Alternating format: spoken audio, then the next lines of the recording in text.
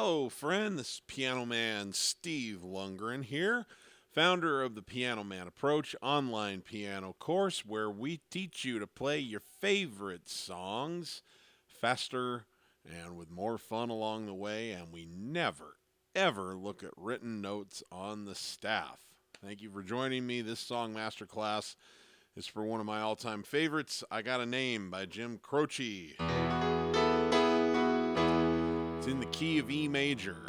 Quickly, before we get into this, I just wanted to humbly ask if you enjoy free content like this, if you would please give it a like, subscribe to the channel, leave comments, and share it with anyone who you think might enjoy it, and at the very least, talk about it if you like it. Okay. So, as I say, we are in the key of E major, and we're going to be running this through my magic 5-step song learning formula, which I call GLIDE. It's an acronym and helps you glide through learning any song that you want. So, first and foremost, let's take a look at step 1. G, GLIDE. In the G in GLIDE stands for Get the Chords, which you can find in a lot of places. I happen to use Ultimate Guitar tabs quite a bit, but there's a lot of apps and other places. Hal Leonard might have them. All kinds of different places where you can find lead sheets or even sheet music. We're just going to ignore the notes on the staff and pay attention to those guitar chords up on the top above the staff. If it's got that, then we're in good shape, because the whole point of my method is we're going to do what the acoustic guitar players of the world do. That's why so many bad musicians can still play a song on acoustic guitar. They learn 10 chords with their left hand that they can form, and they learn strumming patterns with their right.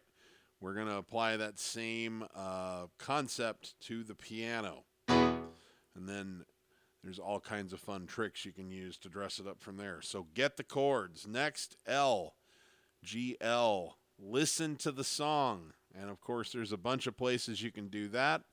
But were you to listen to the song, you would hear something like...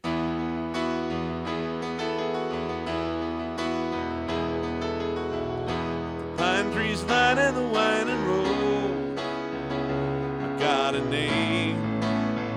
I got a name. Like the singing bird and the croaking toad. I got a name. I got a name. And I carry it with me like my daddy did. But I'm living a dream that he kept here, moving me down the highway, rolling me down the highway, moving ahead till life won't pass me by.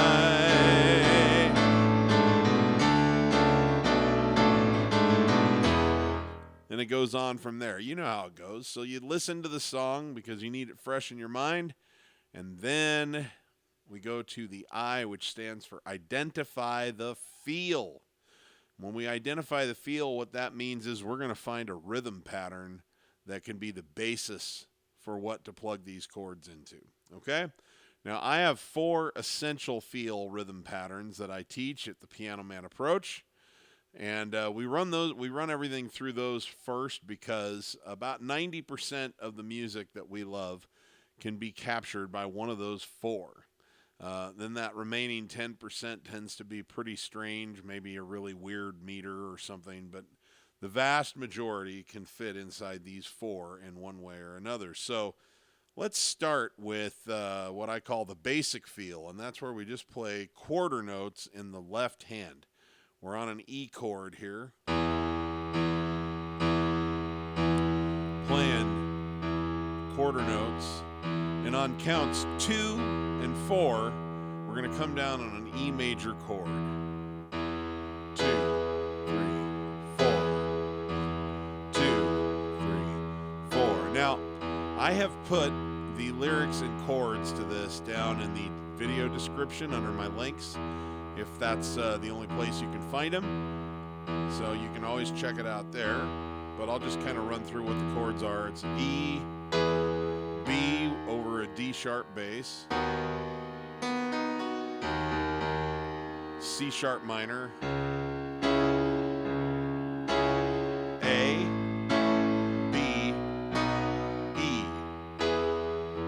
So let's just take that line and see how it works, okay? And so what we're doing here is we're just kind of taking it on a test run to see if we like this particular rhythm pattern for this particular song. Like the pine trees lining the winding road, I got a name, I got a name. It's okay, kind of a little choppy, a little not very smooth. So let's just see if something else sounds better. So we move to the country feel. The country feel is where we play the root of the chord in the left hand on count 1, and then we alternate between that and the 5 of the chord, which in this case, E is 1, 2, 3, 4, 5 is a B. And in between, we've got a chord chop up here, kind of a chuck, chuck, chuck, chuck. You can count it any way you want. If you want to think of it as 1, 2, 3, 4, 1, 2, 3, 4, that is fine. If you want to think of it as 1 and 2 and 3 and 4 and, that is also fine. It really doesn't matter. So let's try this out. Like the pine trees lining the winding road, I got a name, I got a name. I don't think that's quite right either, but you know, it is interesting. If you wanted to rearrange the song using that, that would be an interesting thing to do with it. But since our goal is to make it sound more or less like Jim Croce's original, let's try something else. Well, we know that the waltz feel isn't going to work, which is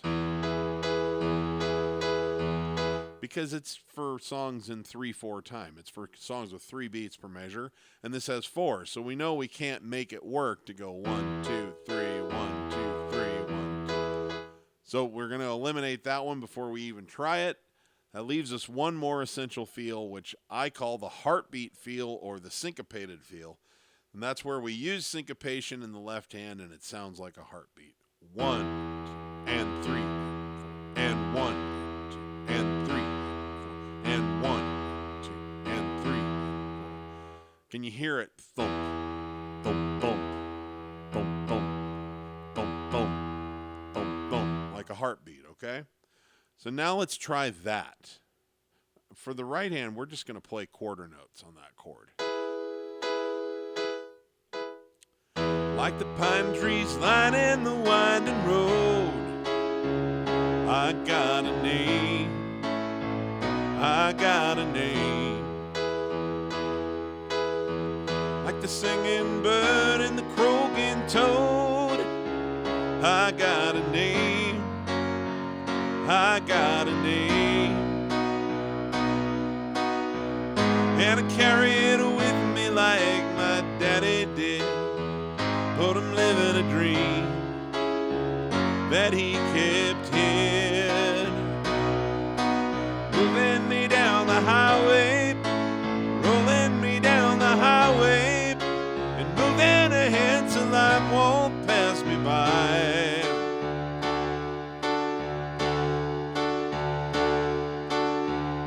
Okay, ding, ding, ding, ding, ding. Looks like we found a winner. Might not have all the nuances that we want yet, but we'll get to that. But that sounds like the right rhythmic foundation, the right rhythmic structure for this to live inside of. So we're going to use the heartbeat feel. Now, the most important thing is the left hand. The right hand has all kinds of flexibility about what it's going to do throughout the song. And that's how we are going to dress it up in the next step. Well, the step after the next step. The next step is called D, drill it down. And what the drill it down means is that we are going to just run through those chords. We're going to run through the chord sequence and get it under our hands. We're not going to do anything fancy. We just want to get used to playing that rhythm pattern with those chords and make sure that we're not having to dedicate a lot of brain power to I'm on an E, I got to move to an A chord. Where's that again? You know, you got to have that kind of on autopilot so that you can focus on enhancements in the next step. So I'm just going to play it kind of slow here and kind of call out the chords, but as I said, they're written along with the lyrics down in the video description. So E, this is the intro, E, 3. And again, here's the verse, E, B over D sharp on the bass. So D sharp down here, B major chord here, C sharp minor, A, B, E, E, B over D sharp, C sharp minor, F sharp major, B major, G sharp minor, A, E. This is a G sharp major chord, or A flat if you like to think of it that way. C sharp minor, F sharp, B, G sharp minor, A, G sharp minor, C sharp major, A, B, D.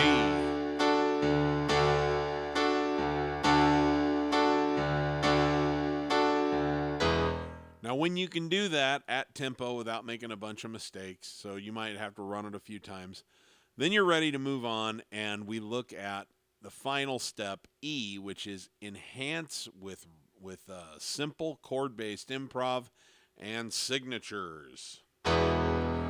This is where we start looking at things that we might do with our right hand to make it a little bit more interesting as we keep that nice heartbeat anchor going with our left hand. So, one of my very favorite ones, and I'm lazy, so I've come up with a bunch of stuff I can do with my hand already on the chord so that I don't have to go blah, blah, blah, blah. I just like to do cool stuff right where my hand already was. One of my favorite ones I call the toggle. That's where you play the top part of the chord with the top part of your hand. See how I'm playing it with my fingers here?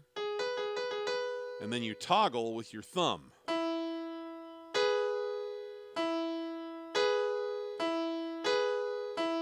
Okay? So maybe instead of just going like that, maybe we'll go 1, toggle, 3, toggle, 1, toggle, 3, toggle. And see the difference. So here's the way that we played it before, with just the quarter notes in the right hand.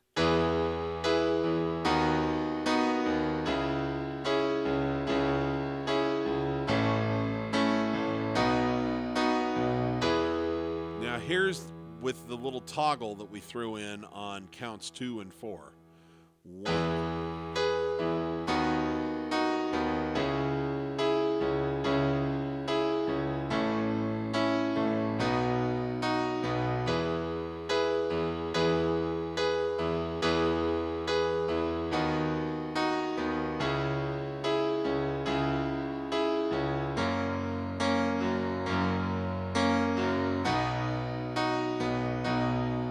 Can you hear how nice that is? How that just kind of softens everything, makes it a little smoother. Now, you wouldn't have to follow that pattern exactly all the way through, but the point is that on any count you want, you could do a toggle, and you can change it up just a little bit, add a little bit different flavoring.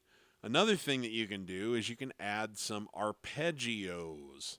Arpeggios is simply where you take the chord that you're on and you play the individual notes, usually upward in succession or downward in succession. But the point is you're playing the individual notes, not all three of them together as a block. So you could throw some of that in.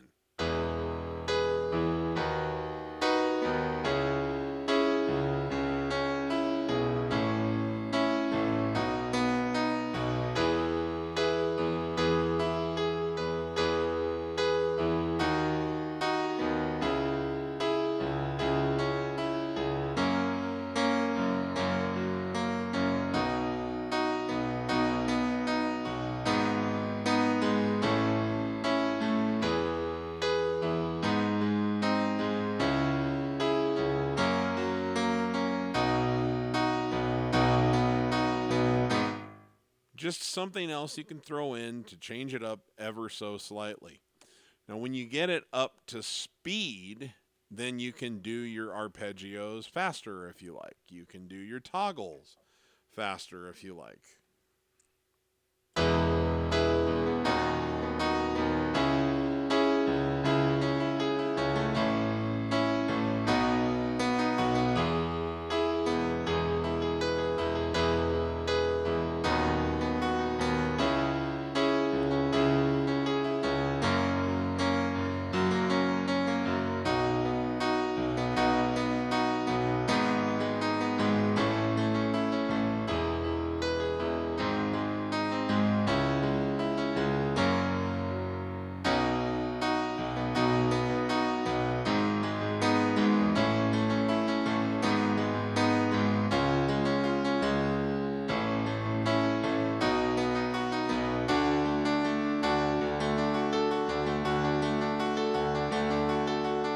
Now notice what I did there. I was just playing a wide berth of arpeggios on that D chord.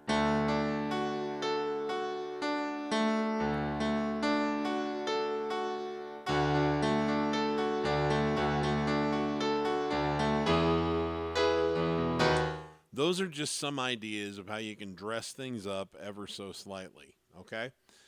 You don't have to pick a way to do it and do it the same way all the way through. Although, depending on where you are in your journey with piano, maybe the thing that makes most sense for you is to keep it really, really basic and to just play straight quarter notes in the right hand. And you know what's great?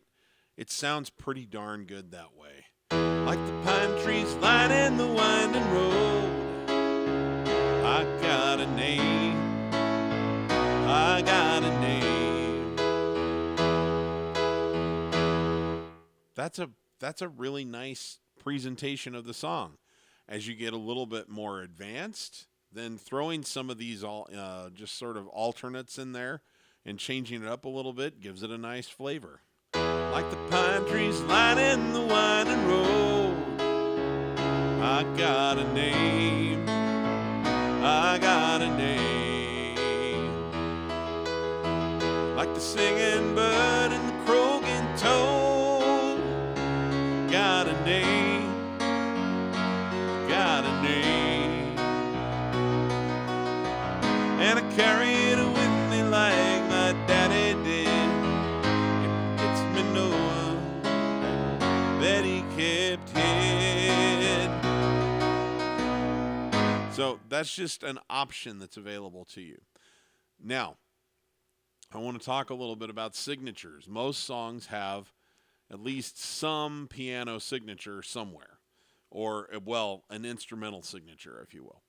And what that is a memorable instrumental line. And sometimes it makes sense to try to copy it directly on piano. Sometimes it doesn't, because if it's something that somebody did on guitar, for example, it might not translate that well to piano. And so we have to adapt it a little bit. In this particular song, the signature, I think, actually works pretty darn good on piano. If you hear it at the beginning,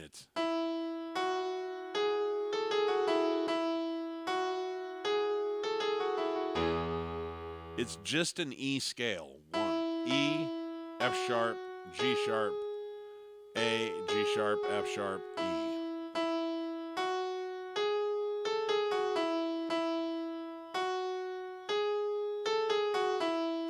Right? And if you want, so you put your heartbeat underneath it.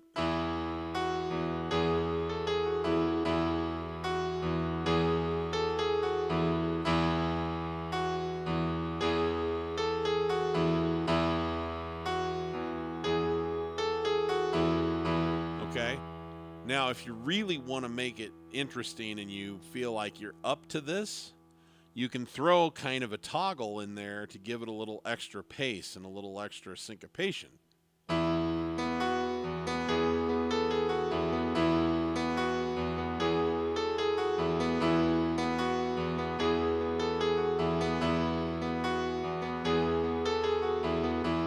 So what am I doing there? I'm doing all of my toggling to my thumb on that B. because it's really, the chord doesn't change. It's just an E chord. So that's a really nice safe note because it's the 5 of the chord. 1, 2, 3, 4, 5, right? So it's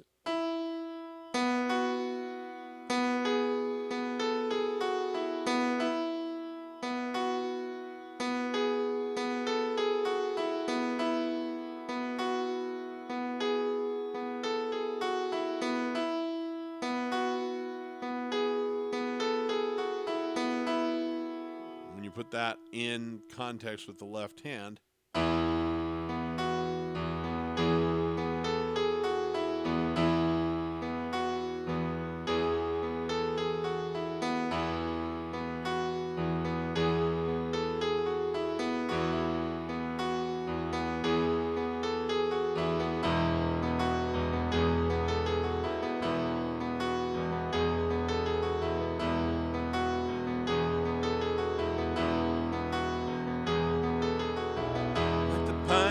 Lining the winding road, I got a name, I got a name.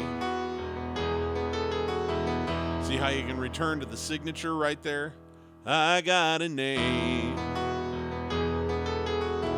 Like the singing bird and the croaking toad, I got a name, I got a name. And I carry it with me like my daddy did. Okay, so those are some ideas of ways you can enhance it.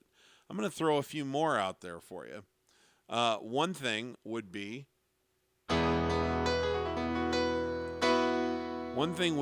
to change up the chord ever so slightly.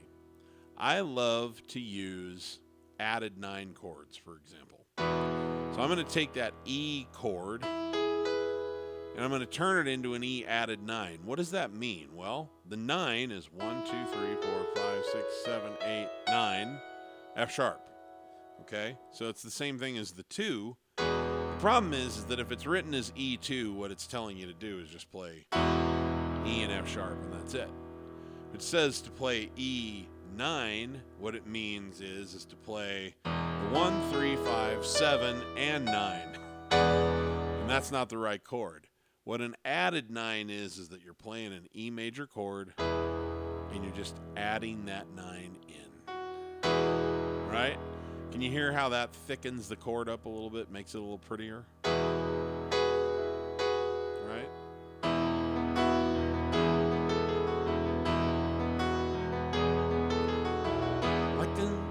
Like the pine trees lining the winding road. I got a name. Now I might do the same thing on this A chord. 1, 2, there's your 9. 3, 4, 5. Okay.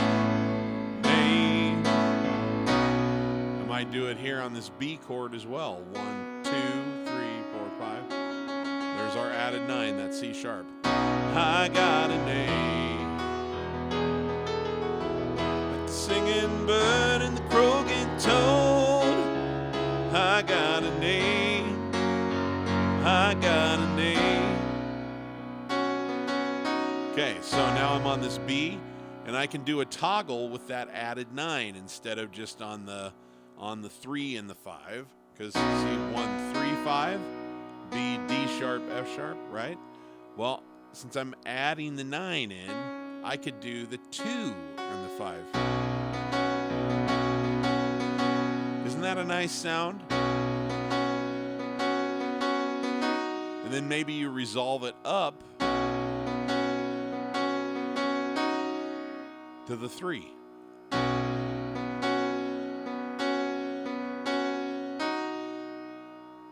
See how nice that can be as a little lick? Got a name, I got a name. And I carry it with me like my daddy did. Now there's one other thing that is kind of a no-brainer if you have a little bit of momentum, and that is to don't lock yourself into what I call root position chords, inversions. So root inversion is when the root of the note is in your thumb, like this. So E chord, E's on the bottom, right? Well, you can play an E chord like this with the 5 on the bottom and the 3 on the top.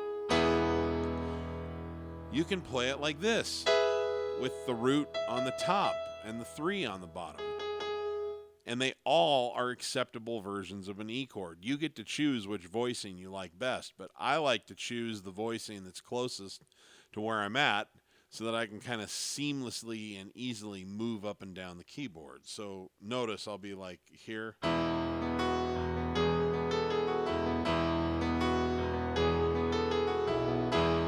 Might as well play that E chord here in this inversion, which we call, there's first inversion, it's the second inversion, okay? The 3 on top, the 5 on the bottom. Well, I was already basically here to play that signature line.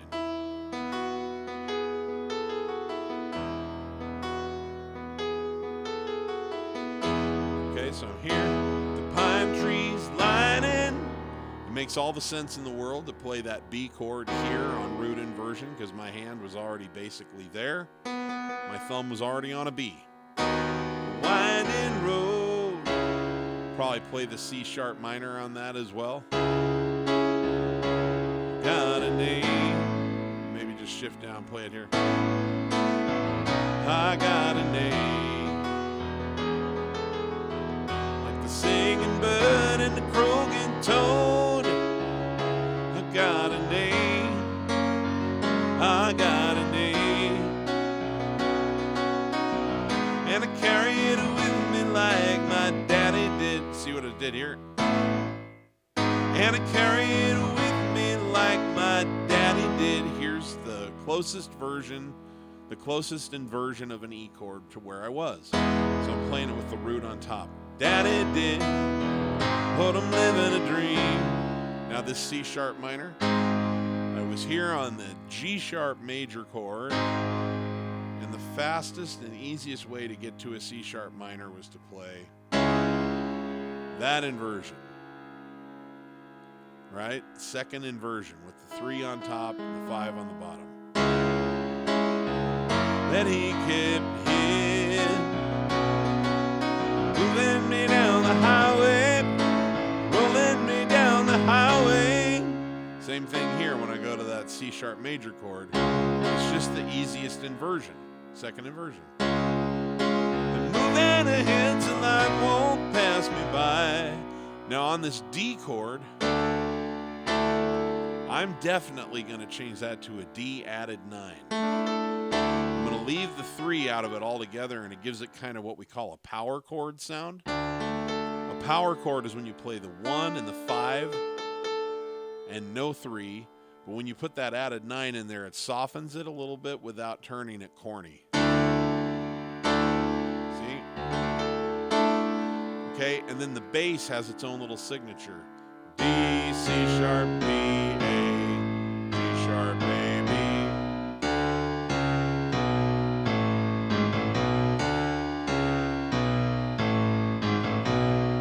And then back to E. So when we get to the moving me down the highway, rolling me down the highway, moving ahead till life won't pass me by.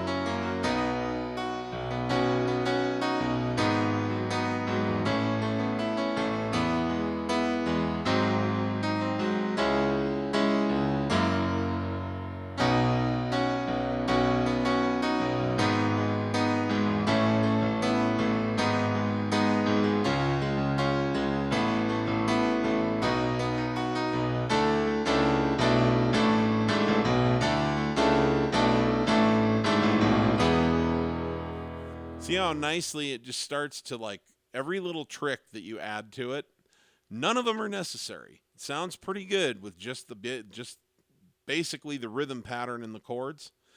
But as you start to add little tricks, they all kind of compound on each other. So one trick makes it a little nicer, and another trick with that first trick that you put in still in place, now it sounds even a little nicer. And by the time you get 3 or 4 or 5 tricks going at the same time, it just really, really takes on a life of its own and just blossoms into this beautiful piano piece. But all of it's based on the chords that you're playing. You don't have to move your hands around a lot. So really what you're dealing with here is you just have to get familiar with your major and minor chords in particular. Doesn't hurt to know your sevens and your augmenteds and diminished and suspensions and stuff either. But major and minor will get you an awfully long way.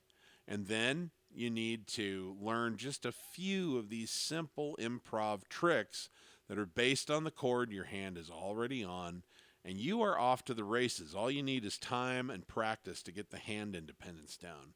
And suddenly, you're playing this thing and it sounds pretty darn professional. Like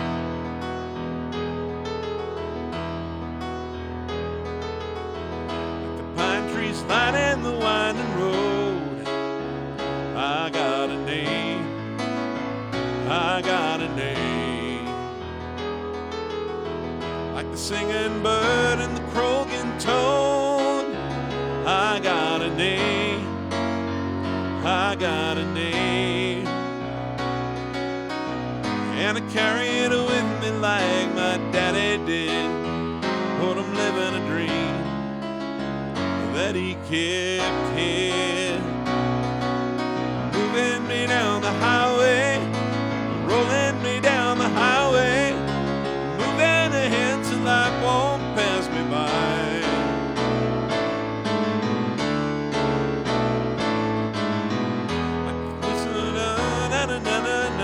Okay, that's what it is. Now, is it easy? Well, it really is a matter of where you are in your journey. How much momentum do you have? What have you learned? How comfortable are your hands doing things? It may not be easy to do what I just did for you. You might be at an earlier stage in the process, and that's okay, because this song still sounds pretty darn good if all you can do is play the most basic version of that rhythm pattern on just the root inversion chords. Like the pine trees lining the winding road, I got a name, I got a name. Like the singing bird and the croaking toad, I got a name, I got a name. And I carry it with me like my daddy did, in living the dream that he kept here. Moving me down the highway, rolling me down the highway, and moving ahead so life won't pass me by.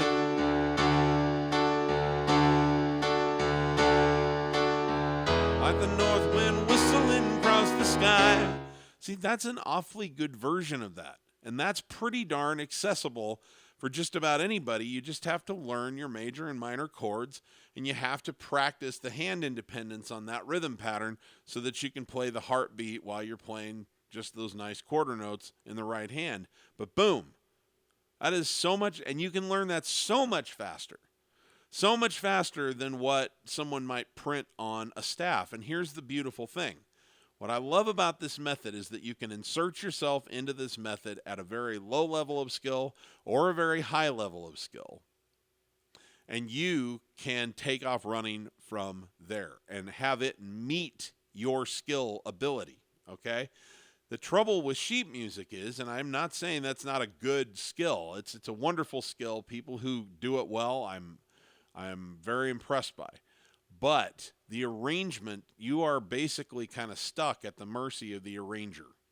So maybe they wrote it to your skill level. Maybe they wrote it way below you, so it's too boring. Maybe they wrote it way above your skill level, so it's not approachable. But you don't really have any control over it. It's written the way it's written, and it's very rigid. And you have to learn it exactly that way, and you have to play it that way every time. Whereas with this, you can just keep reaching into your bag of tricks as you add more tricks to the bag and making the song better and better and better and better and better and better. And what I really love is that every time you learn a new trick that makes this song better, you have now made every song you're going to play better because that trick is available for you to use anywhere that you like in any song that you're playing. So it is a rising tide that lifts all boats. It is a phenomenal way to learn to play the piano. Totally changed my life 35 years ago. I haven't looked back, and it still excites me to take a song from nothing and turn it into something. And I always start with the basic version of it, like I just played, and then I start adding different tricks that I know at this point in time, and you can learn lots of other tricks. We teach all that kind of stuff over at the Piano Man Approach, for example. If you would like to know more about my method, and hopefully you found this to be, at the very least, intriguing and making you think differently about how to play piano, and if you want to go a little bit deeper with the method and learn more about it, I would encourage you to go down into the links and get my free song learning blueprint mini course. No, nothing. You don't have to put a credit card in or anything. It's there for you, and you can see where to click to go get it. I would love for you to get a little bit more practical application in all of this and hopefully walk away with some usable skills so that you don't just maybe play this song, but that you could approach dozens and dozens and dozens of your favorite songs, because all of them have a rhythmic structure that you can tap into with a rhythm pattern, and they all have chords. So anyway, I hope you've enjoyed this video, and I hope that you found it illuminating and practical. I'm going to get out of here for now, but I just want to remind you my personal mantra, and the one that we live by over at the Piano Man Approach, which is if you're not having fun when you're making music, you're doing it wrong. And I'll see you on the next video. Thank you so very much. I'm Piano Man Steve Lungrin, and I'm going to get out of here for now. Take care, my friend.